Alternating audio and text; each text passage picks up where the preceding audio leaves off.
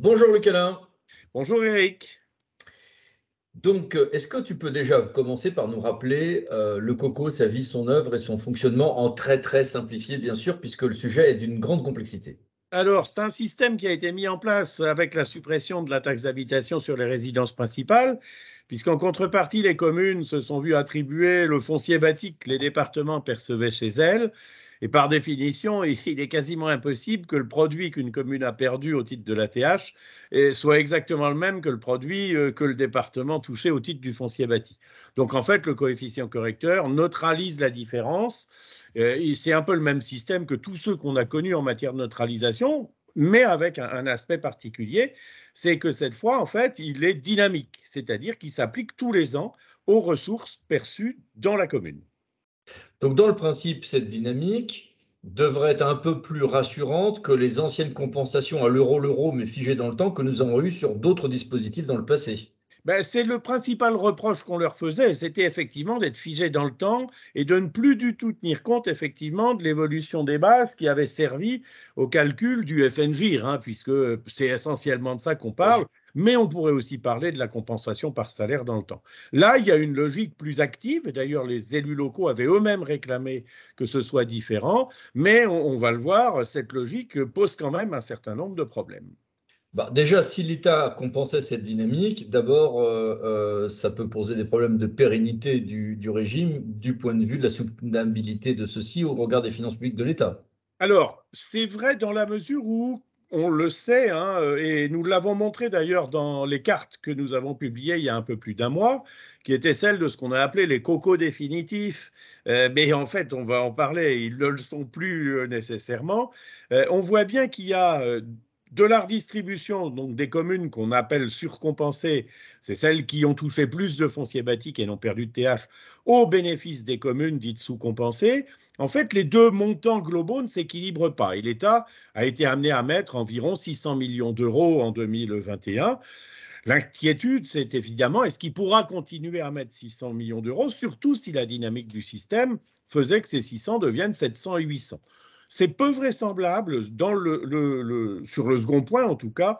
Sur le premier, en revanche, on sait très bien que les engagements de l'État sont comme les roses. Parfois, elles durent non pas l'espace d'un matin, mais l'espace de quelques années. Et il y a d'autres inconvénients à ces mécanismes de coco, et il y a des distorsions dans le temps, si j'ai bien compris, d'un territoire à l'autre.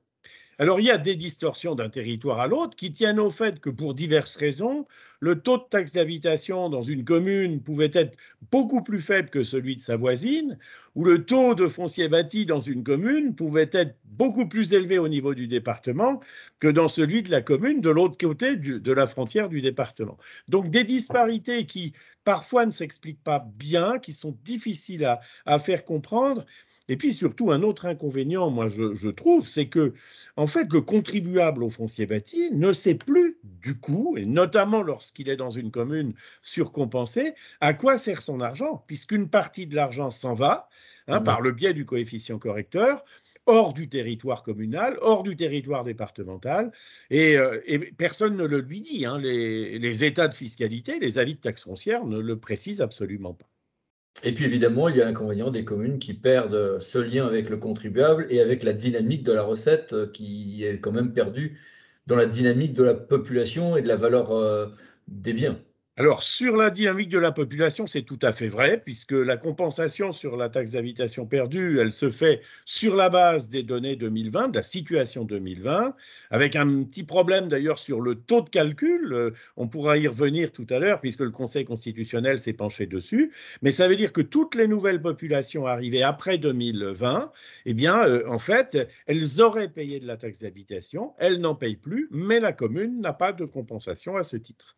Et on pourrait dire la même chose d'ailleurs pour les résidences secondaires qui continuent à payer de la taxe d'habitation, mais qui peut-être un jour n'en paieront plus si elles deviennent résidences principales, parce que leur propriétaire décide, par exemple, d'y prendre sa retraite. Donc ça fait quand même effectivement pas mal de questions qui se reposeront dans les années à venir.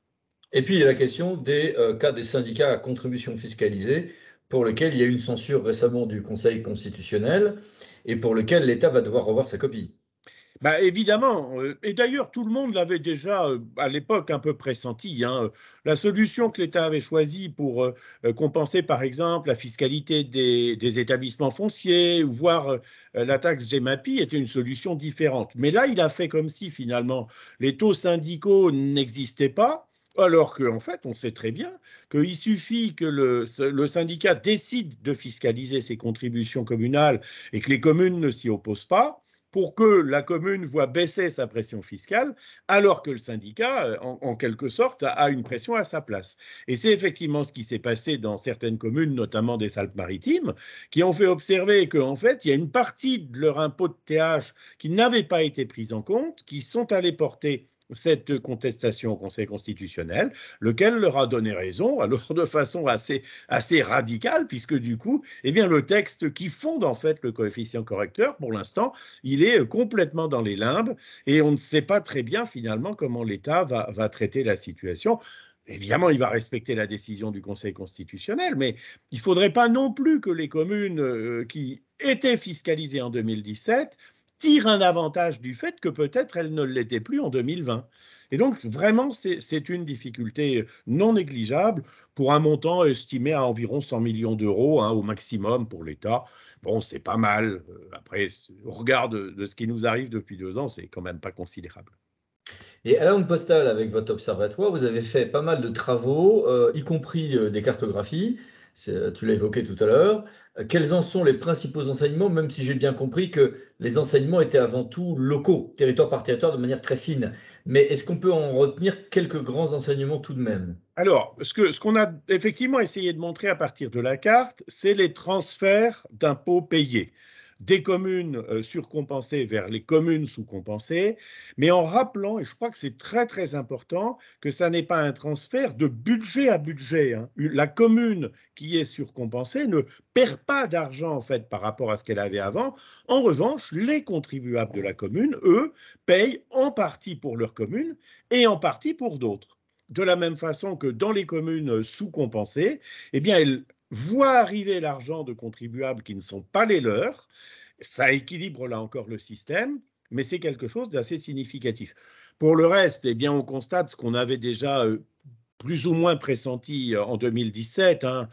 Il y a quand même un effet de transfert assez marqué des contribuables des petites communes vers les contribuables des grosses, parce que la taxe d'habitation était très souvent plus faible dans les communes rurales que dans les communes urbaines. Et puis on a l'effet quand même assez perturbant des 7000 ou quelques communes qui ont bénéficié d'un coco égal à 1, c'est-à-dire dont le gain était inférieur à 10 000 euros, mais parfois le gain est très très proche des 10 000. Or, il suffit qu'on passe de 9 999 à 10 001 pour se voir en fait affecter un vrai coco qui Mhm. parfois peut tomber à 0,50, 0,40. Et ça, c'est un effet de seuil, comme tous les effets de seuil de nos systèmes de répartition, qui est assez meurtrier. Quels sont, à ton avis, les axes de réforme que l'État ne pourra pas méconnaître? Je pense qu'il va falloir distinguer notamment dans ce qui concerne, dans ce qui relève de la progression des bases, puisque le coco s'applique aux bases de chaque année, hein, c'est pour ça qu'il Mhm. est dynamique.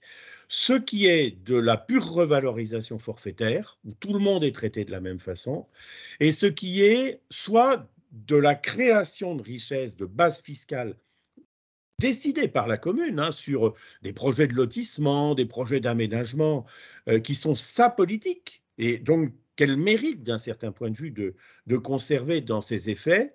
Et puis ce qui relève aussi, et c'est peut-être pas négligeable, notamment outre-mer, du rattrapage de calcul des bases effectué par les directions départementales des finances publiques. Parce qu'il serait quand même anormal que des communes qui, par exemple, pendant plusieurs années, ont eu des bases sous-évaluées, ben, voient repartir une partie des Oui. travaux et des efforts des DDFIP maintenant que le système a changé. Ce qui est certain, c'est que le système a des mérites et des inconvénients, comme tout système. Il est prévu une clause de revoyure, hein, dans quelques années. Je pense que ce sera l'occasion, effectivement, pour remettre les choses à plat. Et puis aussi par rapport à ce que donnera la révision des valeurs locatives foncières, parce que quelque part, tout est, je ne vais pas dire que tout est dans tout, mais en revanche, on est face à un tout fiscal clairement, ce sera sans doute l'occasion de reposer le problème et de le remettre un petit peu sur la table après 2 ou 3 années d'expérience. Merci beaucoup, c'était très intéressant. Merci Lucas. Merci à toi, Eric.